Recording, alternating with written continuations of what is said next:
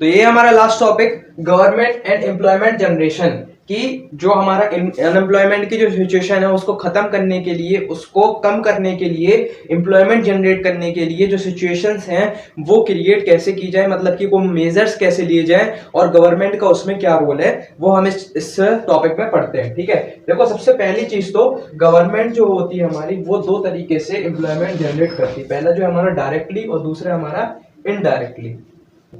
सबसे पहले हम डायरेक्टली सिचुएशन को पढ़ते हैं कि डायरेक्टली गवर्नमेंट कैसे एम्प्लॉयमेंट जनरेट करती है। तो सबसे पहली चीज तो पॉवर्टी एलिविएशन प्रोग्राम्स, जो हमने पॉवर्टी चैप्टर में पढ़े थे, पॉवर्टी एलिविएशन प्रोग्राम्स, उनके जरिए भी गवर्नमेंट अर्बन में और रूरल में क्या करती है, एम्प्लॉयमेंट जनरेट करती है। दूसरी सिचुएशन है, दूसरी जो हमारे डायरेक्टली गवर्नमेंट करती है वो है गवर्नमेंट एम्प्लॉयज इन एडमिनिस्ट्रेटिव ऑफिसेज। जितने भी एडमिनिस्ट्रेटिव ऑफिसेज हैं उसमें गवर्नमेंट जॉब स्कीम, जो जितनी भी जॉब्स निकालती, जॉब की वैकेंसीज निकालती है, उसके जरिए गवर्नमेंट एम्प्लॉय करती है।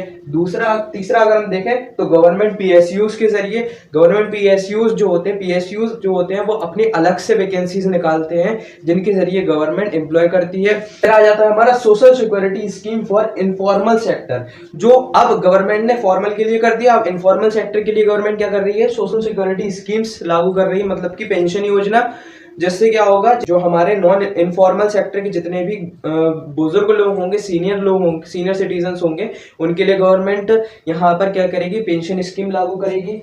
फिर हमारा जो फिफ्थ आता है, जो अभी जो प्रेजेंटली जो चल रही है वो आती है PM street vendors Atmanirbhar Nidhi, जो 2 जुलाई 2020 को लागू की गई। मतलब कि अभी जो फर्स्ट वेव आई थी हमारी पेंडेमिक की, उसमें जो अभी प्रेजेंटली जो लागू की गई, जिसमें गवर्नमेंट क्या कर रही है, 10,000 और 20,000 का लोन दे रही है फॉर द स्ट्रीट वेंडर्स, जिससे कि उनमें एम्प्लॉयमेंट जनरेट हो सके। ठीक है, क्योंकि पेंडेमिक में खुद वो लोग कुछ कर नहीं सकते, इसीलिए गवर्नमेंट उनको लोन दे रही है। ठीक है, इसके बाद अगर हम इनडायरेक्टली के लिए गवर्नमेंट क्या कर रही है एम्प्लॉयमेंट के लिए, इनडायरेक्टली में अगर देखते हैं तो प्राइवेट सेक्टर गवर्नमेंट से रॉ मटेरियल लेता है, उस रॉ मटेरियल से एम्प्लॉयमेंट जनरेट करता है जो प्राइवेट सेक्टर, तो वो हमारा इनडायरेक्टली गवर्नमेंट क्या कर रही है, एम्प्लॉयमेंट वहां से जनरेट कर रही है प्राइवेट सेक्टर में। दूसरा अगर हम देखते हैं तो एक्सपेंशन ऑफ सर्विस सेक्टर, जो हमारे जो सर्विस सेक्टर्स है प्राइवेट के द्वारा, जो सर्विस सेक्टर्स जो बढ़ाए जा रहे हैं, उनके जरिए भी गवर्नमेंट क्या कर रही है, इनडायरेक्टली एम्प्लॉयमेंट जनरेट कर रही है। हाई टेक्नोलॉजी हमारी इंक्रीज होती जा रही है हमारी इंडिया में। इस वजह से क्या है, जितनी ज्यादा टेक्नोलॉजी बढ़ेगी उतनी ज्यादा हमारा एम्प्लॉयमेंट वहां पर जनरेट होता जाएगा, क्योंकि फिर आउटपुट लेवल जो है वो वहां पर इंक्रीज होगा, उसी वजह से हमारी इनकम इंक्रीज होगी।